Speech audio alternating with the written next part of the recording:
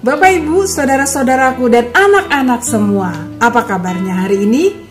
Kiranya kita tetap kuat, kita tetap tenang dan terus bersandar pada Tuhan. Dan sekali lagi hari ini kita akan merenungkan firman Tuhan. Renungan firman Tuhan diambil dari kitab Pengkhotbah pasal 3 ayat 1 sampai ayat 15. Mari bersama-sama sebelum kita membaca Alkitab dan kemudian merenungkannya, kita minta pertolongan dari kuasa Roh Kudus. Mari. Ya Allah Bapa yang kami kenal dalam Yesus Kristus, yang bekerja terus dalam Roh Kudus-Mu sampai hari ini. Kami bersyukur karena kami diberi lagi kekuatan dan pimpinan-Mu untuk merenungkan firman Tuhan. Sebentar, firman-Mu akan kami baca dan kami renungkan. Mohon Tuhan dengan kerendahan hati, kiranya kami semua diberikan hikmat dan pertolongan oleh kuasa Roh Kudus-Mu sendiri. Hamba-Mu ini terbatas, tetapi kami percaya bahwa Engkau adalah Allah yang mampu menembusi keterbatasan kami, sehingga kami semua merasakan dan melihat hadir-Mu dalam kehidupan kami dan pada saat ini juga ketika kami merenungkan firman-Mu. Terima kasih ya Bapa. Inilah doa kami karena kami memohonnya dalam nama Tuhan Yesus Kristus. Amin. Inilah firman Tuhan, Pengkhotbah 3 ayat 1 sampai ayat 15. Demikian bunyinya.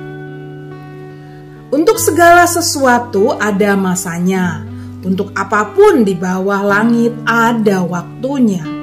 Ada waktu untuk lahir, ada waktu untuk meninggal, ada waktu untuk menanam, ada waktu untuk mencabut yang ditanam. Ada waktu untuk membunuh, ada waktu untuk menyembuhkan, ada waktu untuk merombak, ada waktu untuk membangun, ada waktu untuk menangis, ada waktu untuk tertawa, ada waktu untuk meratap, ada waktu untuk menari. Ada waktu untuk membuang batu, ada waktu untuk mengumpulkan batu, ada waktu untuk memeluk, ada waktu untuk menahan diri dari memeluk. Ada waktu untuk mencari, ada waktu untuk membiarkan rugi, ada waktu untuk menyimpan, ada waktu untuk membuang, ada waktu untuk merobek, ada waktu untuk menjahit, ada waktu untuk berdiam diri. Ada waktu untuk berbicara, ada waktu untuk mengasihi, ada waktu untuk membenci. Ada waktu untuk perang, ada waktu untuk damai. Apakah untung pekerja dari yang dikerjakannya dengan berjerih payah? Aku telah melihat pekerjaan yang diberikan Allah kepada anak-anak manusia untuk melelahkan dirinya. Ia membuat segala sesuatu indah pada waktunya. Bahkan ia memberi kekekalan dalam hati mereka. Tapi manusia tak dapat menyelami pekerjaan yang dilakukan Allah dari awal sampai akhir. Aku tahu bahwa untuk mereka tak ada yang lebih baik daripada bersuka-suka dan menikmati kesenangan dalam hidup mereka. Dan bahwa setiap orang dapat makan, minum, dan menikmati kesenangan dalam jerih payahnya, itu juga adalah pemberian Allah. Aku tahu bahwa segala sesuatu yang dilakukan Allah akan tetap ada untuk selamanya. Itu tak dapat ditambah dan tak dapat dikurangi. Allah berbuat demikian supaya manusia takut akan Dia. Yang sekarang ada, dahulu sudah ada, dan yang akan ada sudah lama ada. Dan Allah mencari yang sudah lalu. Demikianlah firman Tuhan. Berbahagialah kita semua yang suka mendengarkan dan memelihara dalam kehidupan kita sehari-hari. Bapak, Ibu, saudara-saudaraku, dan anak-anak semua. Masa sekarang ini banyak ya yang jadi tak sabaran. Tak sabar, bebas jalan-jalan, kumpul-kumpul, makan bersama dalam jumlah besar. Tapi karena pandemi belum reda, kan masih harus ditahan. Namun banyak juga yang sudah tidak tahan lagi, lalu tak peduli pada akibatnya. Maaf ya Bapak Ibu, hati-hati loh, hati-hati. Kemungkinan pandemi gelombang ketiga ini muncul di Indonesia akibat dari ketidaksabaran kita. lalu tak lagi dapat menahan diri untuk melakukan protokol kesehatan. Tentu saudara-saudaraku, ini bahkan bukan, maksud saya ini bukan untuk menakut-nakuti Bapak Ibu saudara-saudaraku sekalian dan anak-anak, namun mengingatkan saja agar kita tetap waspada dan menahan diri agar pandemi COVID-19 ini segera berlalu dari Indonesia khususnya dan dari bumi kita ini. Nah, Bapak Ibu saudara-saudaraku dan anak-anak, ketidaksabaran juga dapat terjadi karena gelombang perkembangan teknologi yang membuat banyak hal dapat dilakukan dengan cepat. Namun kenyataannya ada saja yang dapat terjadi di luar kendali kita. Bisa karena teknologi itu juga penyebabnya, yang harusnya memaksa diri kita untuk menahan diri. Tahan diri, jangan mudah cepat terpengaruh. Hoax misalnya sangat dapat berpengaruh buruk, mulai dari kebenaran hukum sampai berakibat buruk pada persatuan bangsa, dan juga pencemaran atau bahkan kerusakan kepribadian seseorang yang dihasilkan oleh hoax, kan? Dalam hal ini kita diminta dengan amat sangat kerelaan kita untuk melatih diri, untuk menahan diri dalam memberikan sikap dan penilaian ataupun penyebaran sebuah berita yang belum tentu kebenarannya. Bapak Ibu yang saya kasih dalam Tuhan Yesus Kristus, dalam kitab Pengkhotbah yang menjadi dasar renungan kita yang sudah saya baca tadi, kita diajak untuk lebih bersabar dalam menghadapi segala sesuatu. Bersabarnya kita itu untuk lebih membuat kita orang-orang Kristen menjadi orang-orang yang mendasari segala sesuatunya dengan perintah Tuhan. Allah kita yang maha besar mengetahui apa dan kapan sesuatu yang indah itu Ia berikan bagi kita. Semuanya indah pada waktunya. Jika kita saat ini harus menahan diri dengan menerapkan protokol kesehatan, lakukanlah saudara-saudaraku dengan sabar. Tuhan pasti memberikan kekuatan pada kita. Kita akan bisa melewati semuanya ini, dan pada waktunya yang indah Tuhan akan memberikan kepada kita kelepasan dari semua derita, kesedihan, dan kelelahan akibat pandemi ini.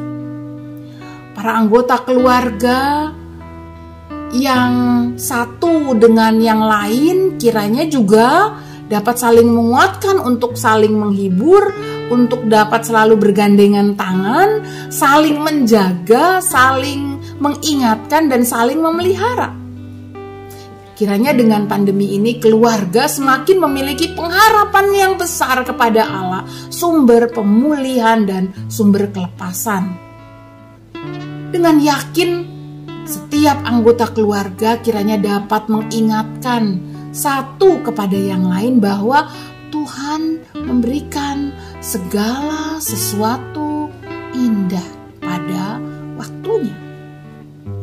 Jika ada anggota keluarga kita yang mendapatkan persoalan karena hoax atau apapun yang menyebabkan salah seorang anggota keluarga kita tergoncang imannya, lalu dikuasai kesedihan, kemarahan, keputusasaan, maka Bapak Ibu saudara-saudaraku dan juga anak-anak, setiap anggota keluarga yang lain itu hendaknya terpanggil untuk menjadi teman yang penuh pengertian dan mau menerima ia yang sedang goyah itu apa adanya. sambil terus memberikan kekuatan dan pengharapan kepadanya bahwa Tuhan yang penuh kasih tempat seluruh keluarga bersandar dan memohon akan memberikan kekuatan. Tentu saja juga dengan usaha-usaha dan kerja atau karya lain untuk pemulihan. Dengan demikian kiranya kondisi iman salah seorang anggota keluarga kita yang sedang goyah itu, lalu ia dapat melihat penyertaan dan kehadiran Tuhan, serta meyakini bahwa semua akan indah pada waktunya. Itu kiranya ditemukan lewat anggota keluarga lain yang hidup bersama-sama dalam kasih dan penyertaan Tuhan.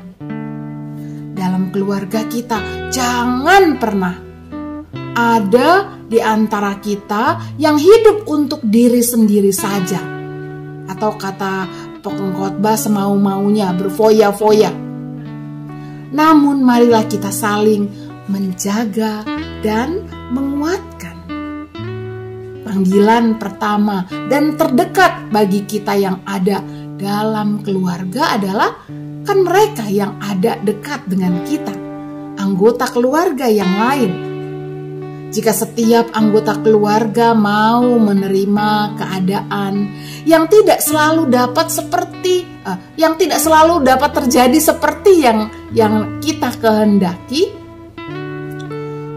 tetapi tetap memiliki iman bahwa tak ada yang sempurna atau tak ada yang abadi memang di dunia ini, namun sambil terus berusaha mencari jalan keluar yang terbaik, dan bersamaan dengan itu percaya bahwa Tuhan memberi yang indah, dan itu semua akan Ia berikan sesuai dengan kehendaknya pada waktunya. Maka keluarga kita pastilah akan menjadi keluarga yang tangguh dalam menghadapi berbagai macam tantangan kehidupan ini. Bapak, Ibu, saudara-saudaraku dan anak-anak, kiranya setiap kita menjadi sosok yang berperan penting dalam mengambil bagian kita untuk ikut berproses menjadikan keluarga kita menjadi keluarga yang tangguh dan beriman bahwa semuanya akan indah pada waktunya. Tuhan menolong Bapak, Ibu, saudara-saudara sekalian, dan juga anak-anak semua, juga saya bersama keluarga kita. Tuhan memimpin dan menyertai kita. Amin. Mari kita berdoa. Ya Bapa yang baik, syukur kami naikkan kepadamu karena firman Tuhan mengajari kami untuk menjadi bagian yang penting dalam keluarga kami untuk saling menguatkan dan saling mendukung. Kami tidak hanya memikirkan diri kami, kepentingan kami sendiri, tetapi juga boleh menjaga dan mendukung anggota keluarga yang lain supaya mereka tetap juga ada dalam keadaan kuat dan damai. Di tengah-tengah berbagai situasi yang tidak menentu ini Tuhan, pandemi dan juga mungkin berbagai macam hal lain, kami mau mempercayai diri kami kepada tangan pemeliharaan Tuhan. Kami mau berkata seperti juga yang diajarkan oleh firman Tuhan bahwa dalam kesabaran kami berkata dengan iman, segalanya akan indah pada waktunya bersama-sama dengan Tuhan. Terima kasih di dalam nama Tuhan Yesus Kristus, sumber pemulihan, sumber kekuatan, kami berdoa. Amin. Tuhan menjaga, menyertai Bapak, Ibu, saudara-saudara sekalian semua dan anak